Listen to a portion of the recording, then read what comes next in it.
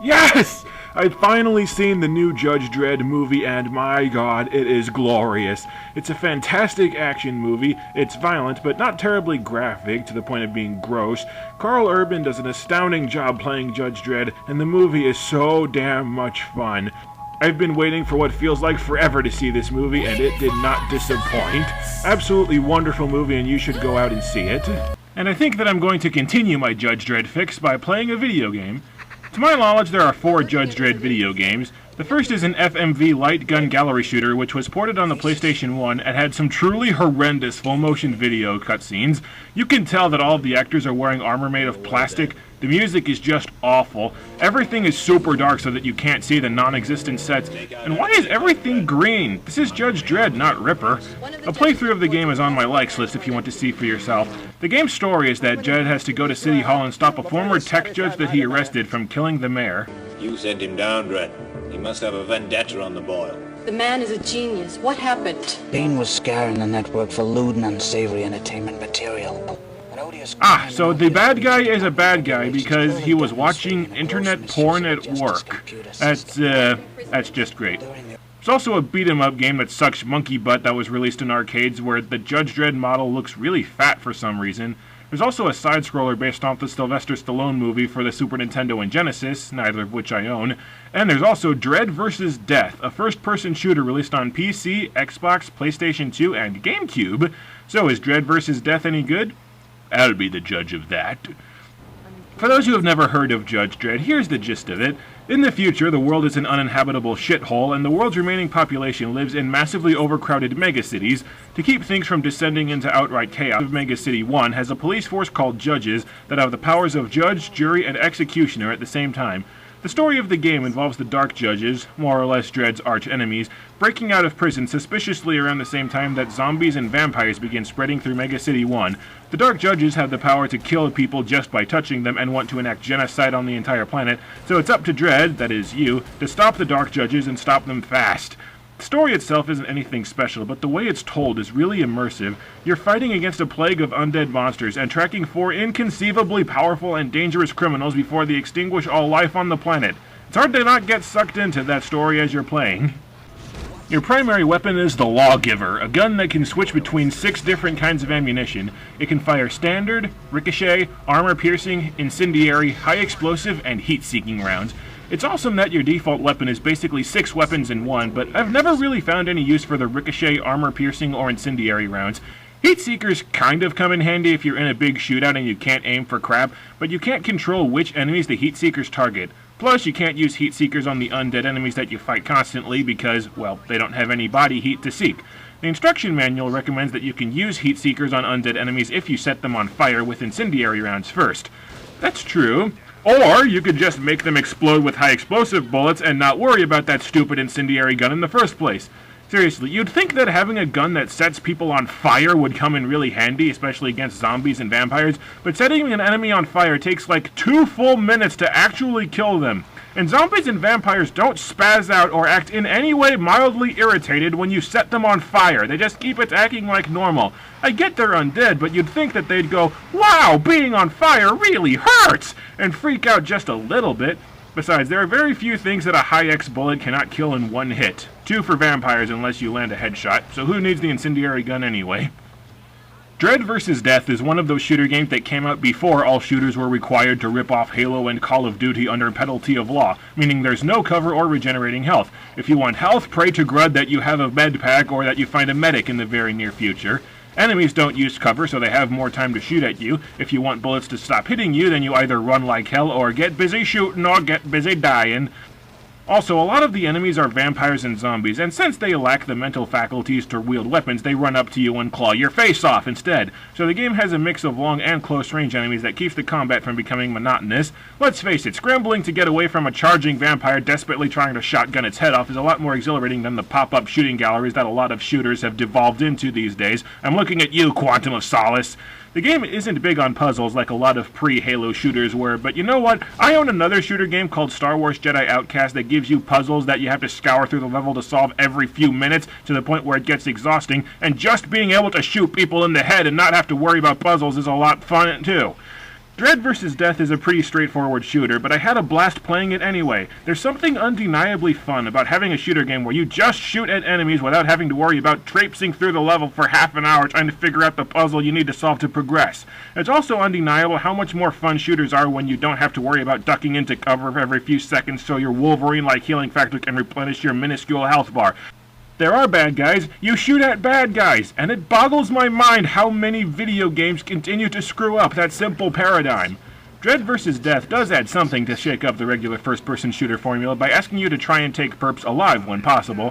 One of the unique things of the game is the law meter in the corner of the screen. It goes up when you complete secondary objectives or arrest perps, and it goes down when you attack civilians, other judges, or surrendering perps. And yes, there have been a few occasions where I've had to reload a checkpoint because I was trying to shotgun the head off a zombie and I blew open a nearby civilian's head instead, but I like the law meter system. You're an officer of the law! The game is supposed to punish you for doing things that you're not supposed to do. And having to arrest perps also adds something to the gunfights other than just shooting everyone in sight.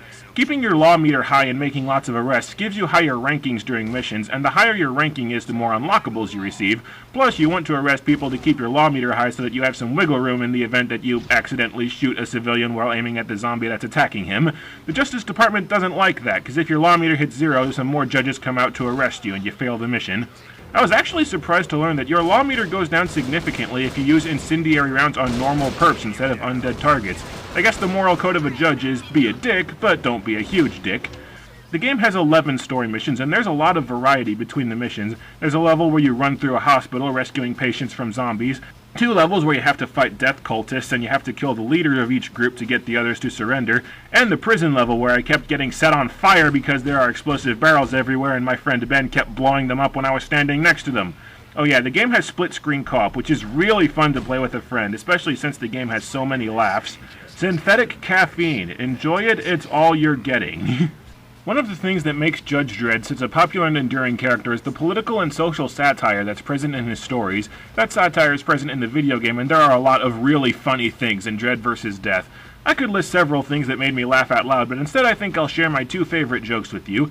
In the first level of the game, you head out to arrest some graffiti artists, but as I was walking by some ordinary citizens, I decided to shout, "Stop in the name of the law!" at some random passers-by just to see if anyone shat themselves in fear. But to my surprise, the civilians began surrendering to be arrested. Out of curiosity, I read the charges for which I'm arresting these random citizens, and the charge is possession of a goldfish without a license. A month in prison for illegal possession of a goldfish. Damn! But probably what had me laughing most in the game was the hospital level where you have to rescue patients from swarms of zombies, and you hear over the intercom, "We advise terminal patients to remain in their beds, because honestly, what's the point?" I haven't laughed that hard since I heard that Snow has a super-powered trench coat in Final Fantasy XIII.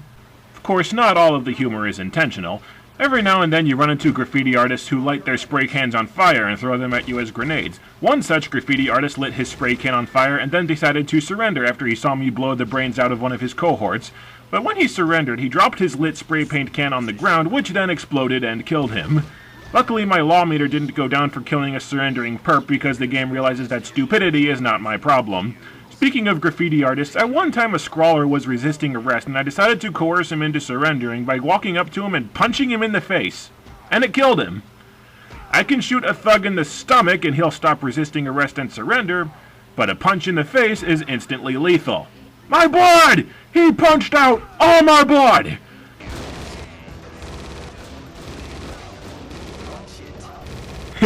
Guy's on fire and he accidentally runs in front of me and I shoot him and he somehow stops to say, "Watch where you're shooting," and then resumes running around screaming in pain.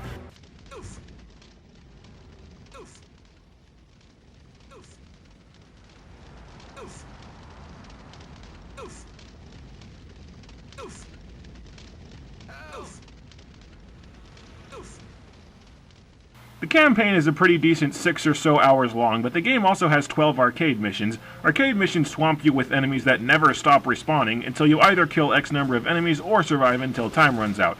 What's worse is that most of the levels force you to do these things with the shitty pistol and the shitty shotgun that you never ever use. You will never miss your trusty lawgiver more than when you're trying to kill swarms of henchmen with a dinky handgun with a 12-round magazine. And then there's the level where you have to survive for 5 minutes while being savaged by vampires, and I thought you had to do this level unarmed before I found some guns hiding in some nearby hallways, so I ran around trying to punch out hordes of vampires and failing miserably. Joking aside, the arcade missions are still a lot of fun, especially the one where you have to try and arrest 20 perps. Oh, you want to talk back to me, jack-off? I have a gun that fires exploding bullets! I could kill you with one punch! But as fun as the game is, and it's really, really fun, the game has its fair share of problems. The game starts to lose momentum as you get to the end of the story campaign. The game gets to a point where you're fighting nothing but zombies and vampires, and I was enjoying myself more when I was fighting and arresting armed perps with the zombies and vampires mixed in. Also, the game's idea of ramping up challenges to not give you much ammo, and there are 2 levels where I ended up fist-fighting the vampires because I had 1 spare magazine for the lawgiver and 5 vampires trying to eat my face at once. What, you want some too? Gaze into the fist of Dredd! Speaking of ammo, this is going to sound weird, but I rejoice whenever I see a dead judge on the ground because it means that I can plunder his body for lawgiver ammo, new guns, and medkits. On the downside, a valiant comrade has fallen. On the upside, look, a new shotgun!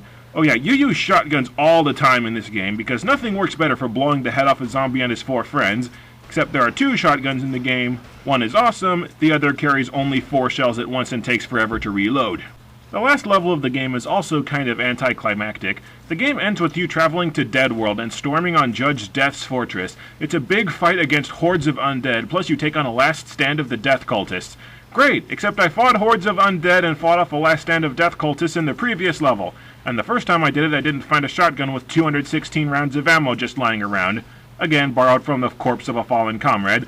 It just doesn't feel like an epic conclusion to the story. Plus, you don't really have an epic showdown with Judge Death. You fight him at the end of the game, but none of your weapons hurt him. You're just supposed to run away and free some prisoners to finish the level. And Judge Death doesn't even really try to attack you.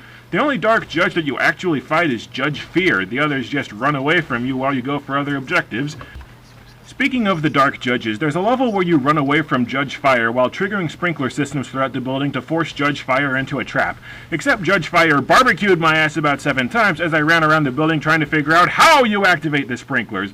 I guess that it didn't detract from the game, but damn if it didn't get on my nerves. Little hint is all I'm asking for.